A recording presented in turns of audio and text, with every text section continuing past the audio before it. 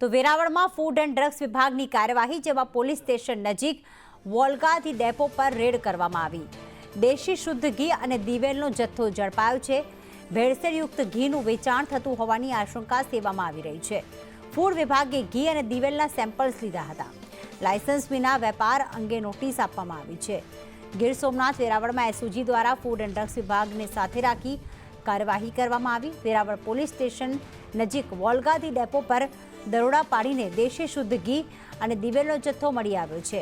ભેળસેળયુક્ત ઘીનું વેચાણ કરાવ હોવાની પણ આશંકા છે। ફૂડ વિભાગે ઘી અને દિવેલના સેમ્પલ્સ લીધા।